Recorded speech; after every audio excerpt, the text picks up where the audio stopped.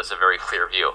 But okay, now we shift over to Prague's game versus Fabiano Caruana. Prague has a tough loss to Hikaru Nakamura, one that he defended with such tenacity. It was so great to watch. Ultimate is, Prague comes back to the board there. Fabiano thinking after his move, but this is still a lot of theory. Maybe we can back up and just do a quick run through the opening to show everybody.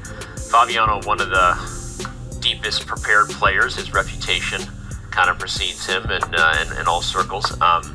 But we'll run through the Catalan here and get caught up with the live game. Ooh, knight takes e6 already played, so we're gonna go quickly and get caught up. Go ahead. Yeah. This is the main line of the Catalan, where white fianchettos a bishop, a really beautiful piercing bishop on g2. Temporarily, black is a pawn up, but that pawn disappears on the c4 square at the cost of a few. Losing some time, and just to catch up with the current position, this is one of the main lines. There've literally been dozens and dozens of books written about this exact position. Therefore, one of the main moves, attacking a backward pawn.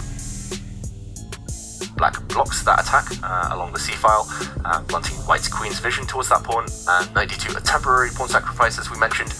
Some short-term fireworks here. Knight takes d4 does win a pawn for black, until you notice that the bishop is hanging on b7. Black has to take on g2, and just before black is able to regain the knight on d4, white throws away that knight for the highest price. He takes on e6, attacking the black queen. The knight has to be captured, and the dust has settled here. Level material again, but black has an isolated pawn on the e6 square. Still a slightly backward pawn on c7 that's now attacked twice. Visually, it looks slightly better for white, I've got to say, but clearly both players have done their homework. Anna? Yeah, I think from the time invested in these first couple of moves, it does seem like both of them kind of expected this variation, or both of them have prepared for this line. It is Fabiano who started spending a little bit more time here once we have reached this position. But I think he's prepared. I think he knows what he's doing, and now that the pawn is hanging on c7, most likely he will push that pawn. I would assume pawn to c5. That will be a 2-in-1. The pawn is no longer to be captured, and it's also doing much better on c5. It's not a backward pawn anymore. I actually kind of like how it's a 3 versus 2 for black on the queen's side. So even though black has this weak pawn on e6, black is doing better structure-wise on the queen's side, and in an endgame that could be a potential passed pawn, while for white it's a lot harder to create a passed pawn. I love that point. Yeah, and it's also true that the e6 pawn, as weak as it is, it's not the easiest pawn to target, right? You don't have an open file, which is the usually the magical sauce you need to get direct pressure. If you put a queen on the diagonal, black's queen is coming to d5, right? And there's actually a fun idea just from the perspective that without the light square bishop around the white king and without a knight there, not that these players are at this level, but you know, from a practical perspective, black can play queen d5 check and slide over to h5, and it's not crazy that black is going to get some sort of attack right over there against the king. The f file is also open, which only happened because you played f takes e6. So it's an interesting position. Fabiano, yes, a little bit down on the clock, but he is as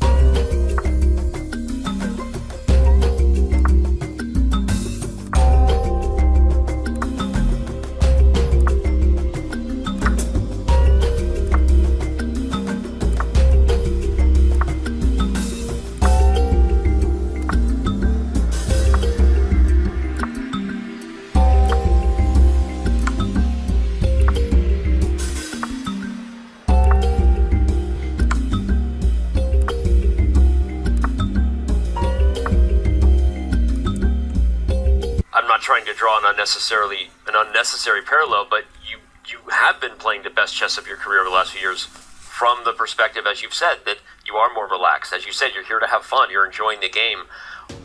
What could Ding do to get back to enjoying the game? Because when we watch him, it's not even just that he's playing bad. It's painful because he's not even enjoying it at all, and you can see it. So what would be your thoughts on that?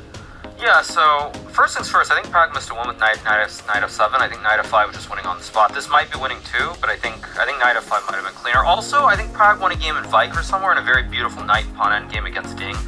Speaking of Ding, as well. So Pragg has played some of these great knight and pawn endgames. But back to your question, I don't really know what's going on with Ding.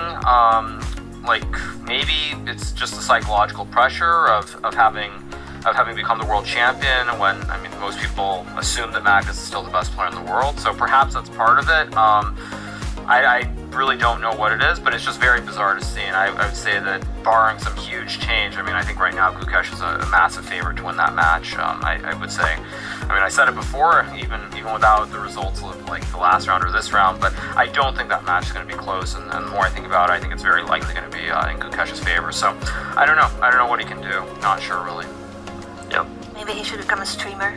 Maybe he should Just a become. I mean, it's fun to make jokes, but I mean, at the end of the day, I don't think it's as simple as saying like he's playing bad chess. Like I could lose the next 5 games and I could be in a very bad mood, but that just means I'm playing bad chess. It feels like there's something more going on. So it's easy to make the jokes, but I agree, and I think jokes aside, I think it's partly what we're saying is that he's not enjoying it, and you are enjoying playing chess, and it's one of those things that it's easy to play chess when the results don't matter. Right. So you're in a different spot, and I think it shows. Come on, King f6 Pragg, finish the game. Finish the game off. King f6. He's got only 20 seconds. I mean, f5 also is good. f5 also probably just, I mean, f5 also works, yeah. King f6 and... Time pressure. Yeah, King f6 and then knight d6. King f6, King g4, knight d6, g6, g7. Push the p. Game over. He did it. He's found. I mean, you could also go for the beautiful knight h6, king h5, g6 takes g7, king h7, king f7, which also works. But he'll go to d6 just because it's a little bit too stressful. You're right. Yeah. I mean, h6 wins, but you see d6 and you can't stop the pawn. It's all over. So yeah, good win for Pragg. Wow. I think this is also why one of the things that I've said a lot is, I mean, ultimately, I do think the future of chess, when you look, 10 years down the road, the path is going to run through India. Because honestly, I don't think you can really say that any one of them are better than the others. I mean, on one hand, I feel like Arjun is the best. Sometimes Gukesh is the best. Sometimes Pragg plays these games, and you could argue he's the best. So it's very hard to see a